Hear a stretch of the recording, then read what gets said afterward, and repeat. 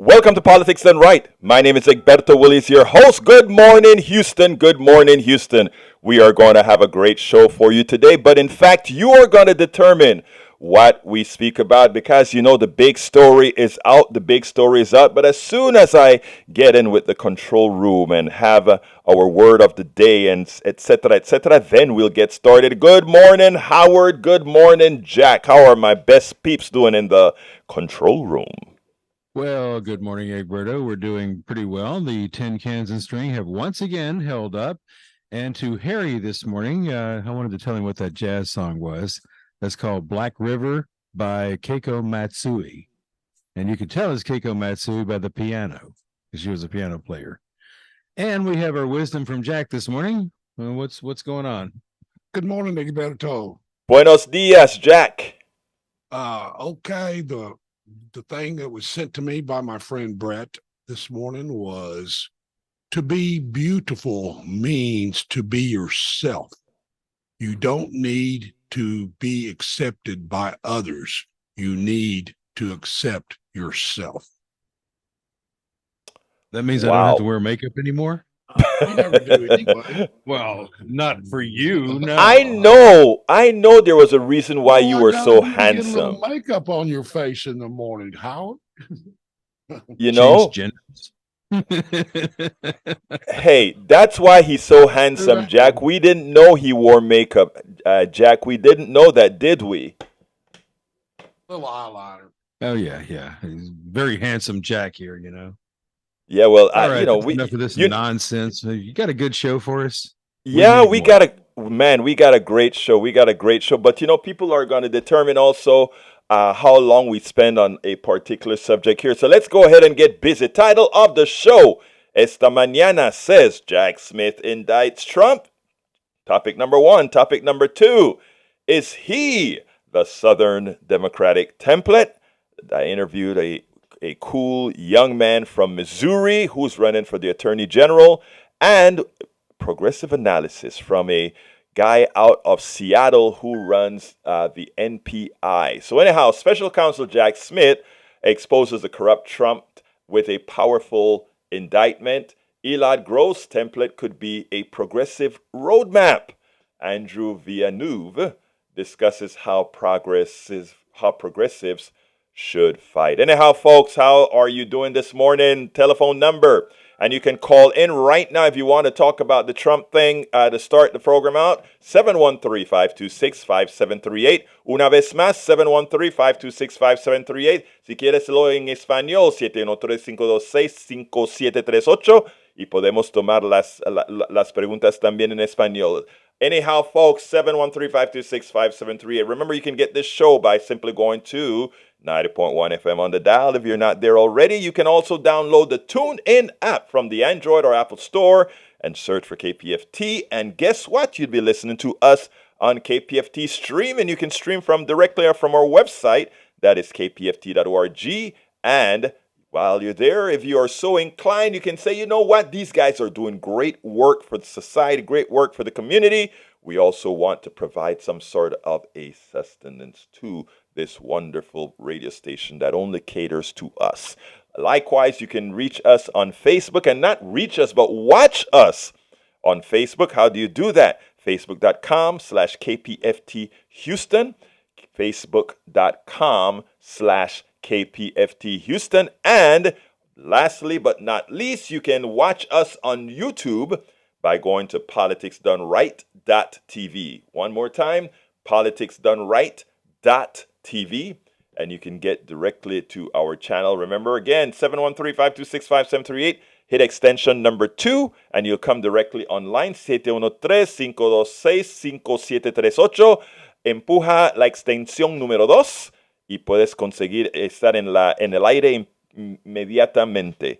Anyway, folks, kpft@politicsdoneright.com if you want to send me an email. Again, I repeat, kpft@politicsdoneright.com. You have a complaint, something you like, something you don't like, something you want me to cover, whatever the case may be.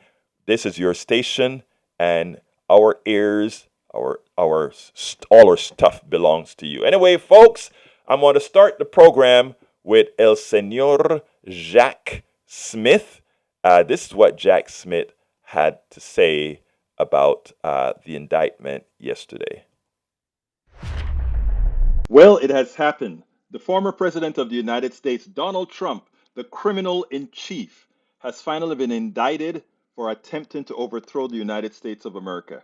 Check this out. Good evening. Today, an indictment was unsealed, charging Donald J. Trump with conspiring to defraud the United States, conspiring to disenfranchise voters, and conspiring and attempting to obstruct an official proceeding. The indictment was issued by a grand jury of citizens here in the District of Columbia, and it sets forth the crimes charged in detail.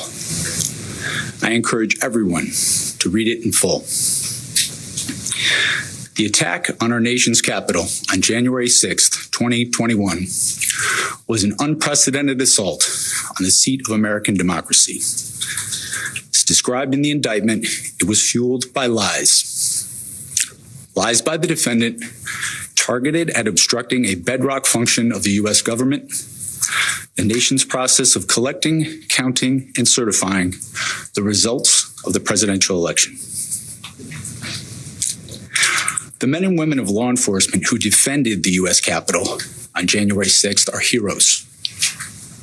They are patriots and they are the very best of us. They did not just defend a building or the people sheltering in it. They put their lives on the line to defend who we are as a country and as a people. They defended the very institutions and principles that define the United States. Since the attack on our Capitol, the Department of Justice has remained committed to ensuring accountability for those criminally responsible for what happened that day. This case is brought consistent with that commitment, and our investigation of other individuals continues. In this case, my office will seek a speedy trial so that our evidence can be tested in court and judged by a jury of citizens. In the meantime, I must emphasize that the indictment is only an allegation and that the defendant must be presumed innocent until proven guilty beyond a reasonable doubt in a court of law. I would like to thank the members of the Federal Bureau of Investigation who are working on this investigation with my office, as well as the many career prosecutors and law enforcement agents from around the country who have worked on previous January 6th investigations. These women and men are public servants of the very highest order, and it is a privilege to work alongside them. Thank you. Now let's in as much as I didn't play the whole thing, but that's okay. Here's the deal. In as much as this criminal has been indicted, and many are complaining about whether it's fair or not and all of that sort of stuff. Had Donald Trump been somebody else, he would have been locked up in jail long time ago. It's not like this guy has just learned criminality. This guy just brought to the United States presidency something that he has gotten away with over and over again. Good morning, Melanie Keelan from Barcelona, Spain. Good morning, Dilbert Doe, who says, lock him up. Lock him up. Yeah, he was the one singing lock him up. It's ironic because all the things that he said during Hillary Clinton, he falsely claimed that she did something. And by the way, let me just be frank. I'm not a Hillary Clinton fan, but I'm a fan of fairness. I'm a fan of good judgment, etc. And, when she had the thing about having an email server in her basement and the FBI was supposed to be looking over this information, he said several things. One of the things he kept on saying is lock her up. I want to hear folks talk about lock him up now. But the ironic thing about it is one of the things that he said was disqualifying for her was that the investigation was likely to continue during her presidency, and no one should be elected president if they are in the process or if they are being investigated or run the risk of indictment, etc. That's what's out of his mouth. Well, he has over 70 counts right now and counting. I think it's 70 counts. I think it's 20 something from New York, 40 something from, I mean, it's a bunch of counts right now. And of course, the four most dangerous counts are the ones where he attempted to overthrow the United States government. And I tell you, there should be no doubt that this guy doesn't belong in the White House. He didn't belong in the White House given his criminality before. And the thing that I think as a country we must ask is how could we possibly have been sufficiently gullible to elect a person? I know what folks are going to say about Hillary and Obama and Biden and all these other folks, right?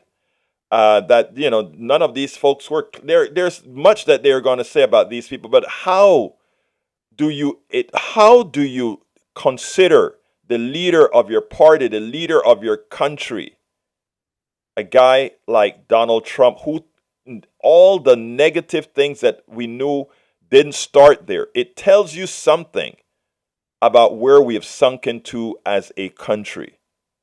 You know, I gave a talk at the Universal Unitarian Church, and I was just the guy who just put it out on YouTube last night, and I listened to a part of it, and a part of it is where I was talking about, you know, how folks who immigrated to this country, myself and you heard another caller from Panama yesterday, and you hear, you know, I hang with quite a few immigrants.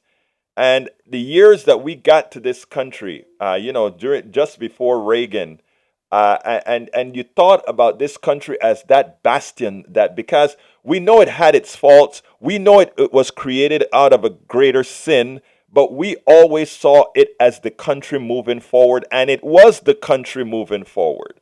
That's who America has always been, a country moving forward.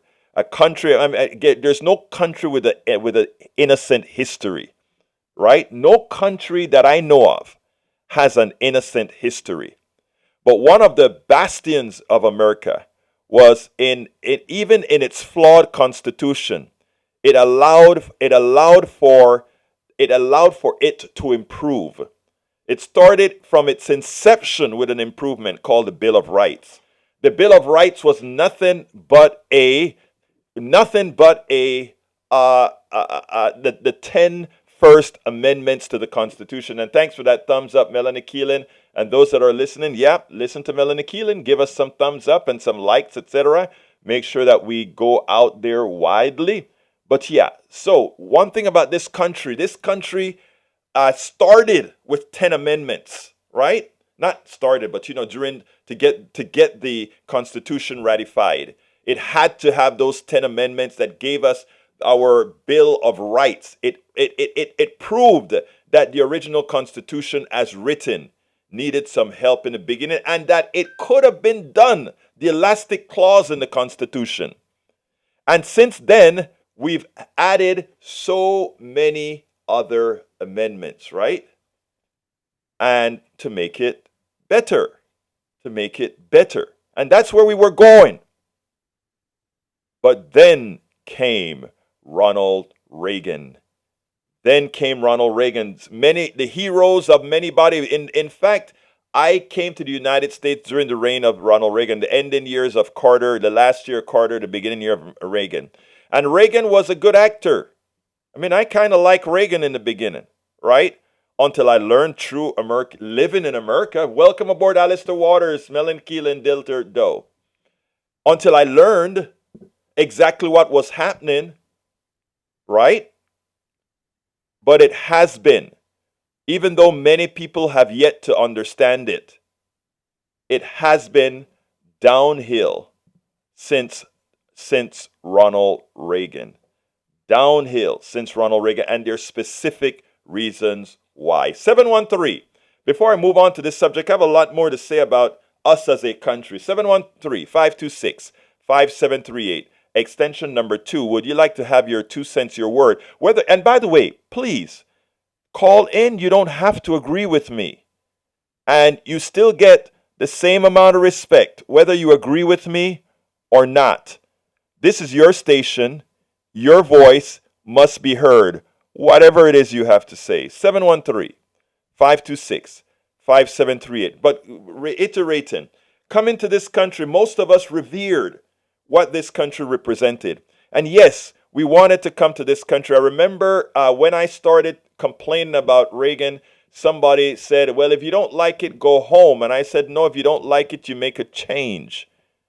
And he said, well, who the hell are you to want to make a change? You're an import anyway. And I said, and what are you?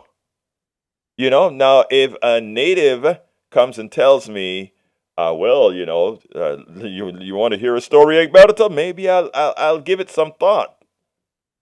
But again, how have we degenerated? And when I talk about Reagan starting it, I'm talking about the degeneration, that the movement to, and I want to be kind in the way I say it, but I'm not talking about the obnoxious way of meaning for stupidity. I'm talking about the actual meaning of stupidity. It was almost a after the Powell memo was written, that document that was designed to make us less smart, the person who best instituted and implemented the Powell memo was Ronald Reagan. And that is to pass every type of policy to make us less intelligent as a country. Pass every kind of policy to make us accept the status, not even the status quo, the degeneration of the status quo. And what is the degeneration of the status quo? Everything on since Reagan was paying less for education, providing less services to people as best you can. Having all productivity ascend to the top. Work the American people harder for less pay in real dollars. Export their jobs to make products cheaper as the plutocracy profited from it. That is what supply side economics did to us. And in the process of doing that to us, it made us less smart by saying, we have to make Americans less smart, because which Americans are going to keep voting the people in that do them the most harm? Which Americans have the aptitude to do that? And it's an uneducated American. That is what causes the election of people who serve us the least. And that is the design of the Powell memo by Lewis Powell, who then became the Supreme Court Justice of the United States. People, I hope with the indictment of Donald Trump that not only people start to wake up on Donald Trump proper, but that people start to wake up on what has happened to this country. The country that we all love. I don't doubt Donald Trump's voters, which includes some of my own family, loves this country. I have no doubt about that. But we have to do something about our intrinsic gullibility. Because our gullibility continues to have us elect people based on platitudes, based on fallacies, to rule this country. And in the process, the country is destroyed. In the process, we continue to lose ground to the rest of the world. So what are we now? We are a country with the strongest, the biggest, the best army on the planet. The one that can blow everything up. But in the process, does very little going forward. You know, in Panama right now, they're talking about the amount of investments that China is doing, not only in Panama, but Costa Rica, Nicaragua, Jamaica, Colombia, Brazil, all of that, right? We have just about ceased support for Latin America. We have ceased having influence, positive influence, goodwill across the world, because we elect charlatanes to run our country, not understanding that China is building people without guns, bombs, and ammunition. They're building up with goodwill. Not that they're doing it for benevolent reasons. But you know what? Bellies are full, streets are built, infrastructure is constructed. And you know what we have been doing? Blowing stuff up and not necessarily repairing it after we blow it up. Because we have the big, baddest army and nobody dare touch us. Hell, we can stay from North Carolina and control drones that are destroying stuff in Iraq. We can stay from North Carolina and fly things all over the world and blow stuff up. You know? So anyway, you may want to ask, how does this all have to do with Donald Trump? Well, yesterday the polls came out. 43-43 is the polls. Donald Trump is tied with Joe Biden. I don't know if that's a bad thing on Biden or a bad thing on Trump. But think about that. Think about the 43% of people that are likely to vote for Donald Trump. Yes, it's not a majority, but it's a lot. And you have to ask, who are those people? And I don't say that out of being rude. I would love some of you to call me right now. Who are those people? Who are those people that only see the words and not know the deeds or see what's behind the words? Who are those people? Would one of you call 713-526-5738? Would love to hear from you. I would love you to put me in my place. What am I getting wrong? Who are those people? 713-526-5738. You know, as I speak about this, as I think about it, it's as I think about my immigrant beginnings, as I think about choosing America as to the place where I really wanted to live because it had the greatest potential in this hemisphere. And then you sit back and you watch the progressive degradation of our political IQ. What do we do? Well, we have KPFT 90.1 FM, and we have a lot of progressives out there trying like hell to do the work, trying like hell to provide that positive affirmation, that enlightenment, to hope. Not hope, I don't believe in hope. To trend us into moving where we need to be. Trend us into saying we cannot allow the continual degradation of the country by those who really don't care or those who are willfully ignorant because of many other externalities. Anyhow, 713-526-5738. I would love to hear from you all. 713. I see some phones ringing. As soon as the first one is cleared, I'll get you on air. 713-526-5738. This is your phone. This is your call.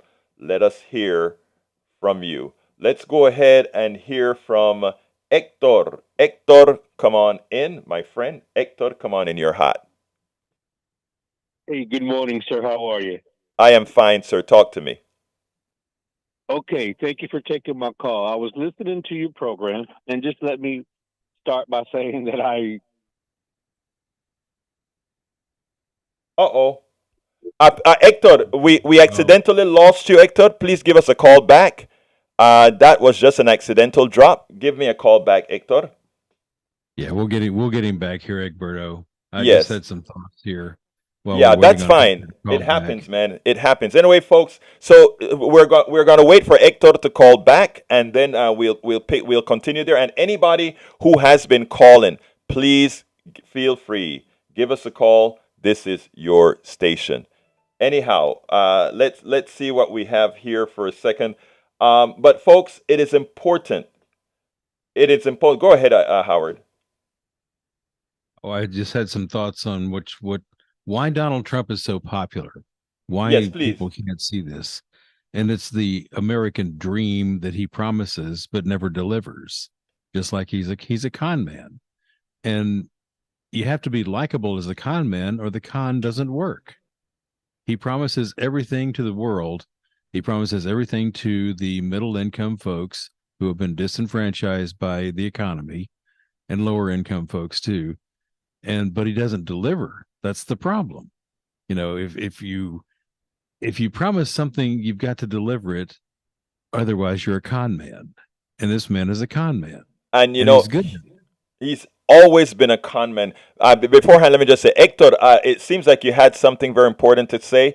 Give us a call back. That was an accidental drop. Hector, call 713-526-5738. Again, that number is 713-526-5738. Yes, Howard. I mean, the guy has been a con man his entire life, and not only a basic con man, but there's credible information out there of the type of folks that he actually hung with, which weren't the most legal type of folks, if you know what I mean.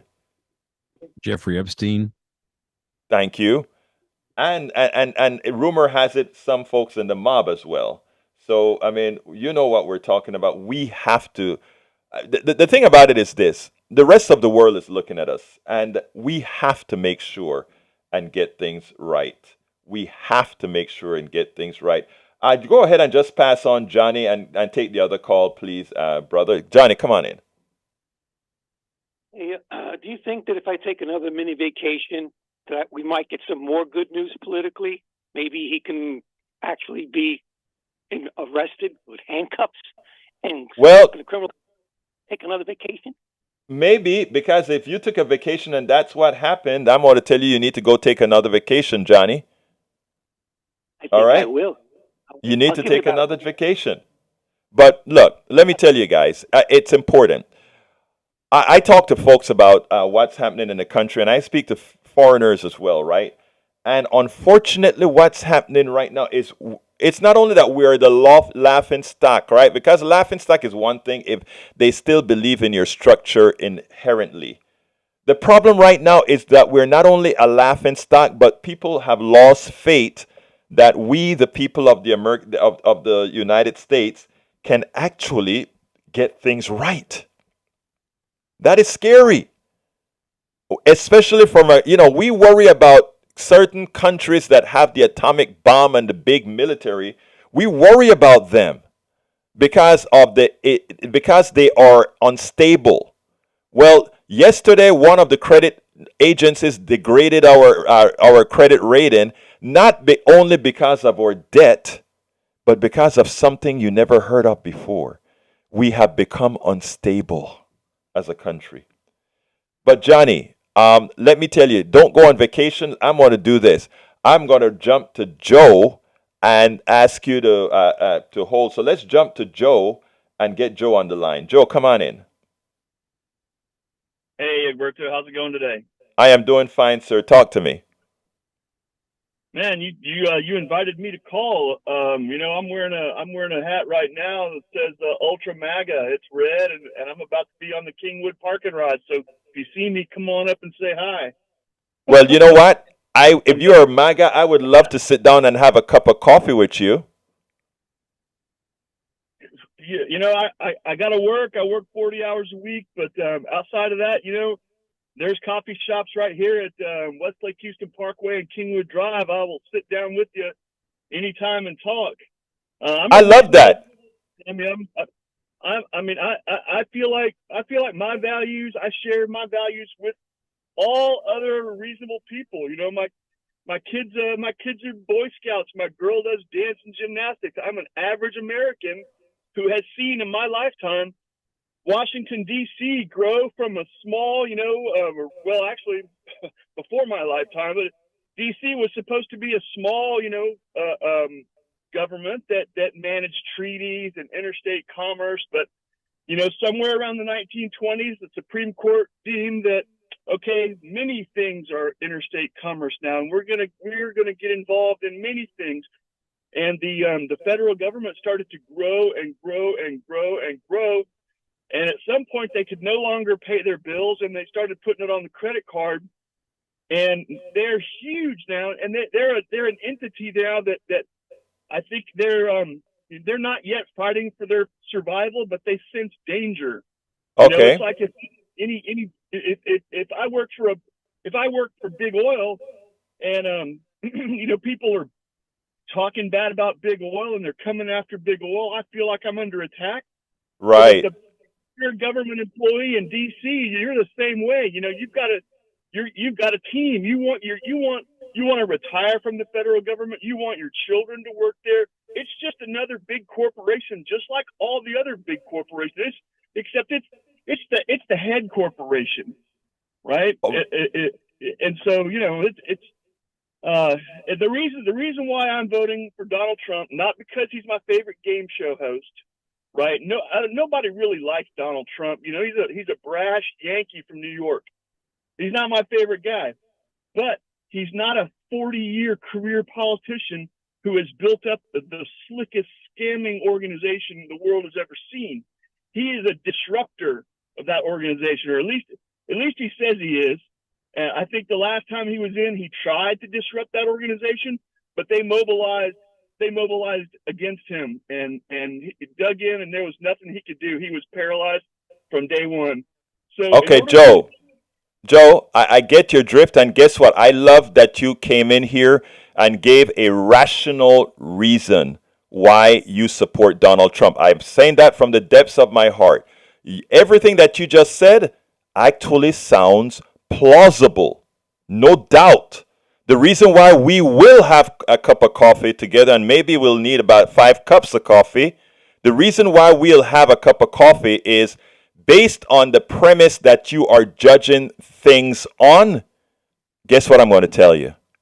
I see your point. But guess what I have to tell you? The premise on you know, if you build something on a false premise, right? It goes on building from there. And everything that you said except from the base was plausible. I'm telling all my lib friends right now, my progressive friends, I want you to listen to what Joe just said. All right? I want you to listen to what Joe just said.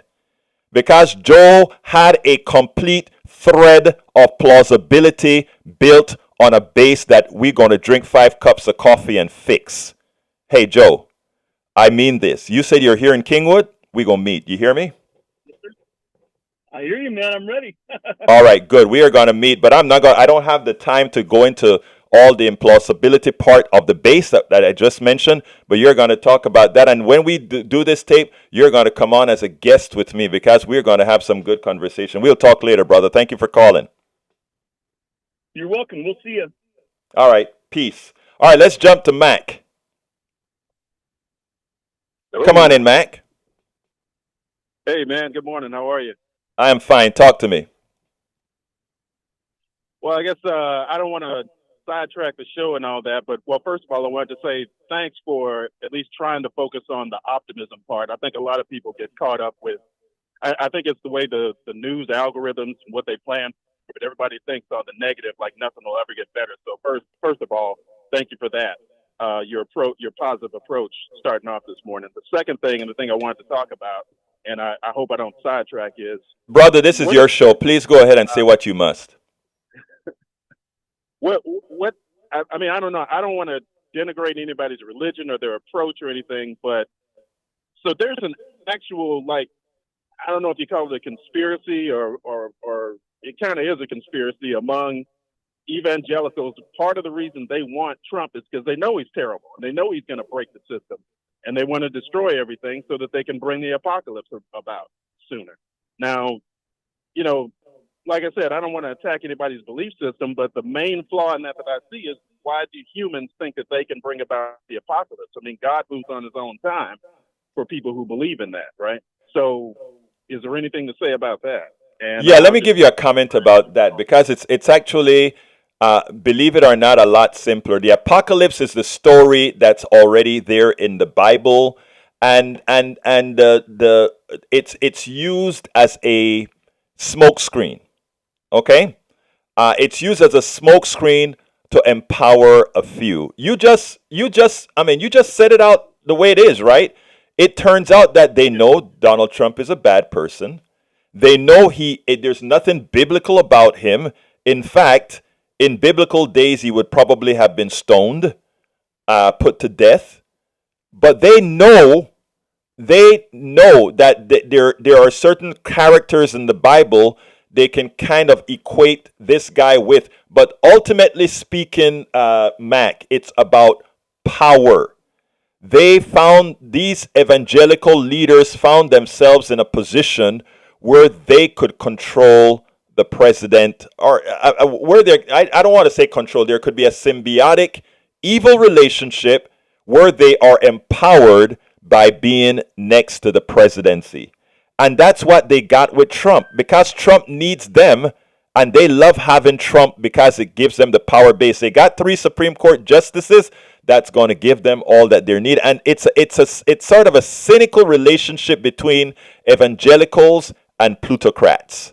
And who benefits the most? The plutocrats, second by the evangelical pastors. I mean, look, it doesn't take rocket science to understand this, but you know, the difference between church and secular is the following, right? If you look at, let's say, a whole bunch of secular Democrats, everybody have their own opinion, and nobody is going to allow somebody to tell them stuff that they don't want to believe. Now, I always talk about why why America loves dictators. America loves dictators because if there's a dictator in the Philippines, if there's a dictator in Haiti, if there's a dictator in the Dominican Republic or wherever, when America wants its policies implemented in those parts of the world, it goes to one person. It doesn't have to infiltrate the population or anything. The same happens with church. People intrinsically follow the pastor.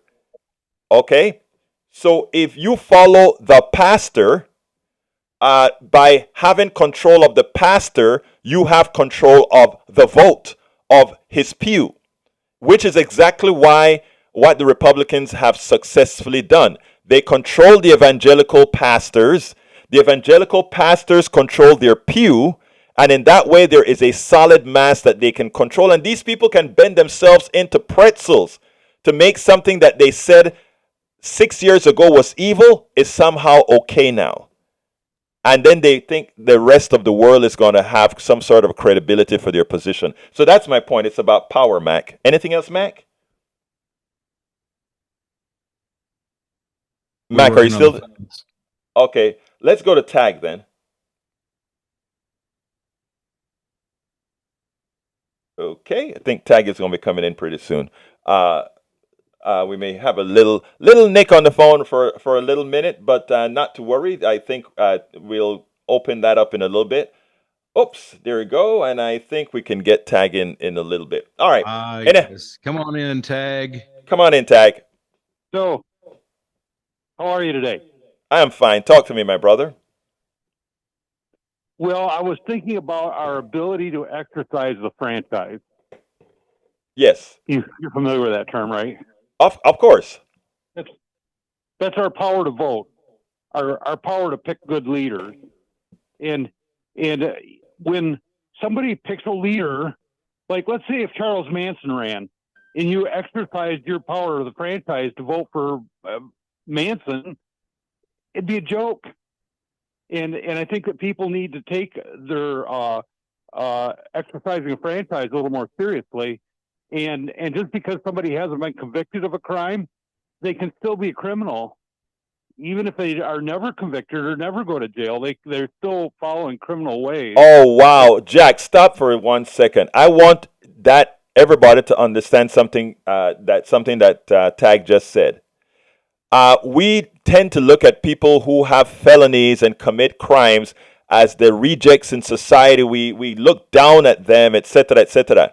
When for every person in jail, there are likely dozens who have done the same thing, who never got caught, who has enough upstanding with community.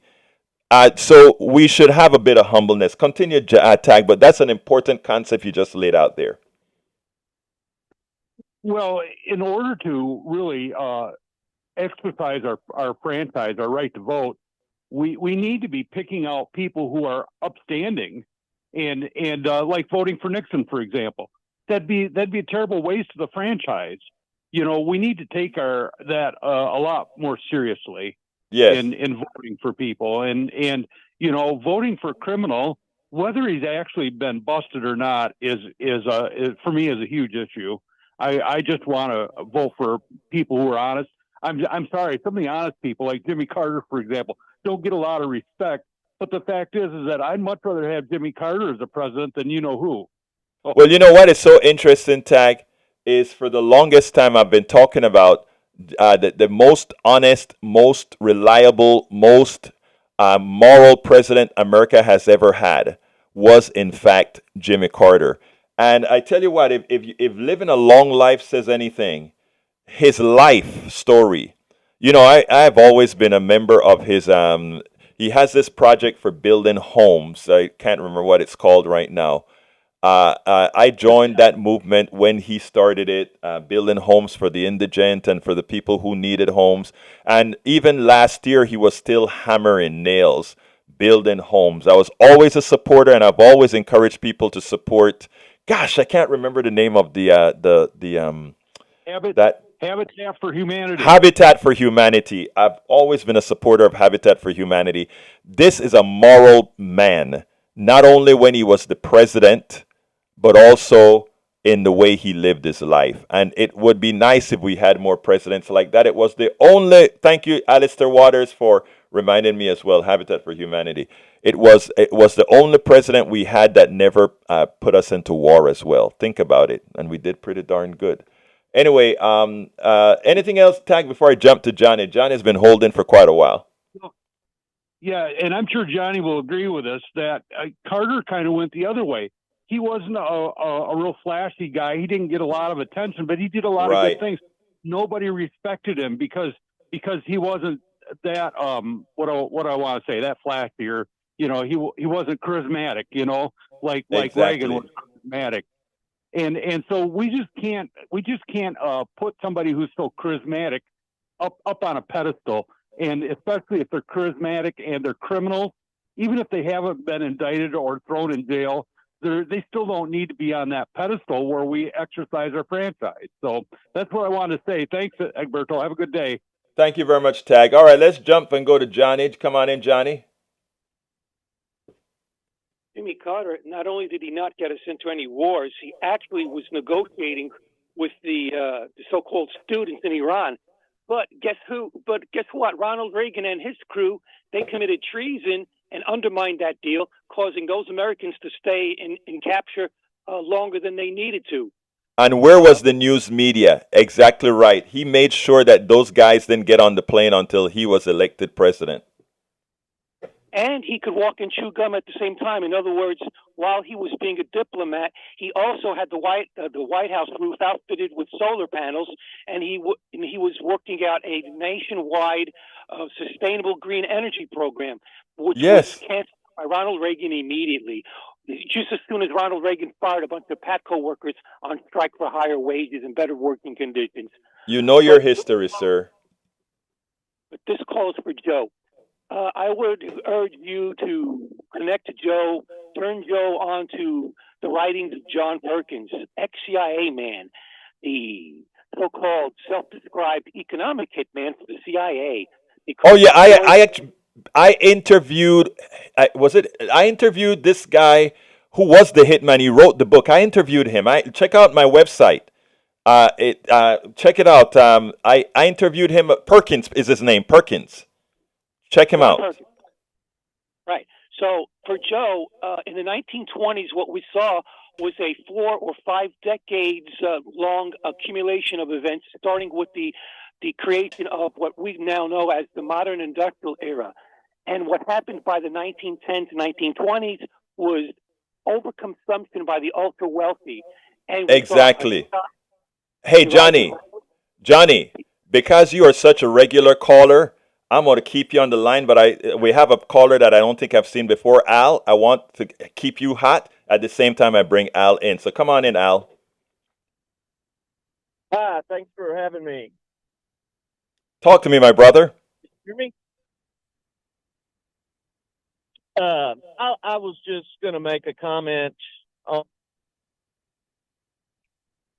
You're breaking up, sir. aspect of the Trump deal. You know, an apocalypse is a Greek word that means the lifting of the veil or the revealing of the truth. And you could make a case that Donald Trump is the rider on the white horse of the apocalypse. And he's the embodiment of the 7 deadly sins. It's apparent in his actions: greed, lust, rage, all those things. And, you could make a case that his role is predestined. Another word for him would be the false prophet. Mm-hmm. And, I'm not a big religious person, but it's all there in the Bible. And, these have to Mm-hmm. pass for us to go into the new beginning. So it's just part of the process. You don't have to align yourself with that and be deceived, because, he is the great deceiver. He makes all these promises that are never fulfilled. And really the whole time he's satisfying his greed and lust and all the deadly sins. As far as the rider of the white horse of the apocalypse, the rider on the white horse carries the bow and wears the crown, the Stephanos, the Now, winner of the race. let me butt in a second here, because first of all, I think, looking at the Bible as a history book, I think what in my this is my opinion, sort of banging off of yours, is that I think, yes, he's that person that has all the deadly sins, whatever that is, but I like to look at it as we always have had throughout history psychopaths. And psychopaths have always had the uncanny ability to have a following, almost like the Pied Piper, right? And so, while you tied into to the biblical, I would say that the biblical has simply tied into what history has always been, and it is about. It's about, in my opinion, it's about making sure that humanity gets sufficiently enlightened that these psychopaths that come by periodically doesn't get the pull through that a Donald Trump has gotten. But if you listen to what Joe has to say, Joe was the caller who said he's a super MAGA. There's a whole lot in what Joe has to say that many of us, I don't know whether you're progressive conservatives or otherwise, but many of us progressives and a little bit neoliberal, well, it's not the progressives really, that many neoliberal have allowed a Trump to exist. And in fact, that is some of the things that I'm going to talk to Joe about. Because to some extent, I don't know if you heard my interview with actually I was supposed to play today. I didn't play that one. I played it on my 3 o'clock show about me talking to the guy who's running in Missouri for Attorney General. And I was asking him, are you engaging the rural folks? Are you engaging these people that supposedly don't agree with us? And he's like, that's where my campaign is centralized right now. So we create this apocalypse that you're talking about. And I think the Bible is a good history lesson of why that has occurred, in my humble opinion. Al, anything else before I jump to Brian? Oh, it's just that prophecy does have some legitimacy if you can connect the dots. Yes, I agree with that. I agree with that. This is just through my research that's what it appears to me. But Al, let me just give one corollary to that, and that is what I want to add to that is that you're right if you connect the dots. My thing is, what's the genesis of the first dot? But let me let you go, Al, because I want to get Brian in, and we're running close on time. I really do appreciate you calling and being a part of this program. Come on in, Brian. How are you doing today, my friend? Brian, you're on. Yes, sir. Yeah, you can hear me? Yes, sir. Okay, I'd like to talk about Social Security for just a few moments. Okay, go ahead. Okay. Now, if, say, I'm going to throw some numbers out here. They don't have to be accurate. They don't have to be precise. Sure. Say you start working when you're 16, and eventually you make your way up, and you get a better paying job and whatever, and you're going to retire 40 years later.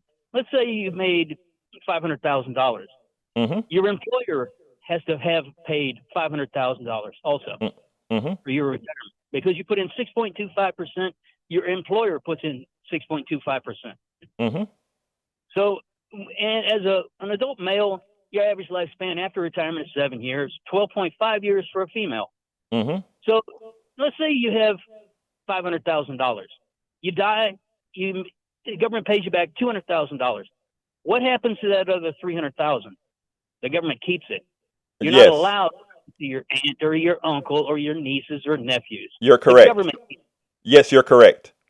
Is this a fair program? Yes.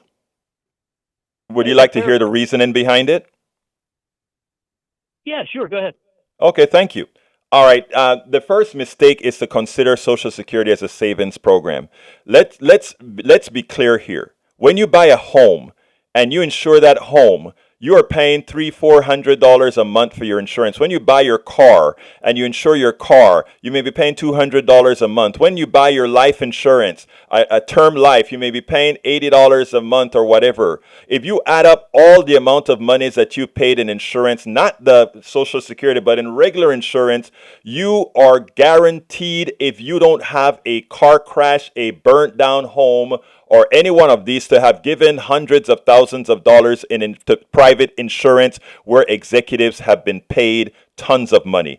As I explained to other people, Social Security is not a savings program. It's an insurance program. I don't give the government credit for the way they advertise it when Gore spoke about lock boxes and all that crap. Let's tell the American people the truth. Social Security is nothing but Social Security, an insurance policy for Americans. If you happen to live 50 years after you've retired, you are still guaranteed a salary with the cost of living adjustments. So while I'm not going to argue with you about whether it is fair, because you know what, you are correct in your calculations. Where you are incorrect, in my humble opinion, is that it is not a savings program. It's an insurance program. Now, you can complain about how much the insurance program is costing, and I would tell you we could reduce the price of that insurance program by a bunch if everybody's salaries, capital gains, and everything else were taxed at all rates, meaning from the time, not stop at somewhere around $200,000, but stop at the billions, which is where most of our capital is. We could probably have a Social Security rate of probably 3 or 4%. Total, I mean, both the total value of 3%. So what I'm telling you, my brother, I get it. You are correct. Where you are wrong is to consider this an investment program. It's not. It's an insurance program, sir. Go ahead. Income, not Social Security insurance. It's Social Security income. Right, but it's an insurance policy, just like you can buy, and you can the same way you are giving money to an to Social Security, sir. You can buy an insurance policy that does the same. It's not insurance; it's income. No, sir. You're again, sir. Social Security is not, and when you cannot go into anywhere on the government website and see how much you have accumulated in cash value in present value of your Social Security. It's not an investment. It is an insurance policy. It is an investment. Do you pay for it? Yes or no? Do you pay for your? Yes, you pay for it just like you pay for your car insurance. When you don't have a car crash, can you go to the insurance company and say, I want to get the money back because I didn't have a claim? When you have life insurance, when you die, where do you get that money back, or they say no thanks? Actually, if you get term life, you don't get the money back if you live past your term. Okay, that's just how it works, sir. Look, Brian, there is no point here in arguing about whether it's an investment or not, because it's a fact that it's not. The mere fact that you don't get this money back means it's not an investment, and nobody told you it was an investment.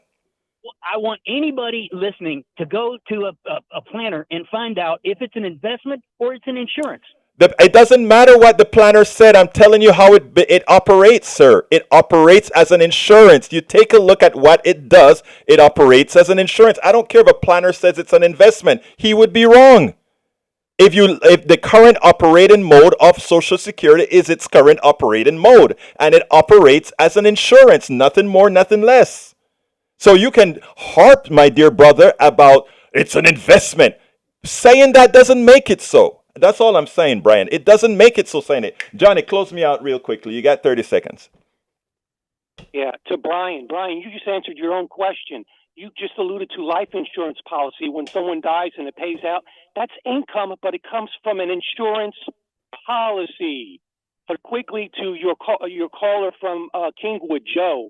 Joe needs to understand that the government was not large in the 1920s. It was at near zero, and there was no regulation. That's why we had these corporate industrial oligarchs back then ripping people off, and we had massive protests and people getting killed protesting for decent treatment. Right now, okay, Johnny, thank you. You've been on the entire show. You always have the smart information. Now I need to throw it over to Brother Howard and Brother Jack for a closing statement because we got to get out of here. Very interesting show today, and thank you, Johnny, for calling in. We wondered where you were. Next time you take a vacation, we're going to expect more indictments on the former president. Now for Jack. Yeah, this is Trump plays to the victim in people. He makes them feel they've been cheated. Then he focuses his constituents on the prejudices and hates of the peeps and the institutions that have wronged his followers. Thank you. Thank you. Thank you, Brother Jack. Folks, I want to first thank all of my callers, whether you agree with me or not. Specifically, Brian, I love that you're calling in often because I love your perspective. Joe, thank you for calling in as well. Al, Johnny, Hector, I'm sorry we dropped you. It seems like you had something important to say, but I will pick you up at some other time. We're here every day in the mornings at 6 a.m. right before we go to Democracy Now! My name is Egberto Willies. This is Politics Done Right. Stay tuned for Democracy Now! My name is Egberto Willies. This is Politics Done Right. You know I in this baby. I am what? Out!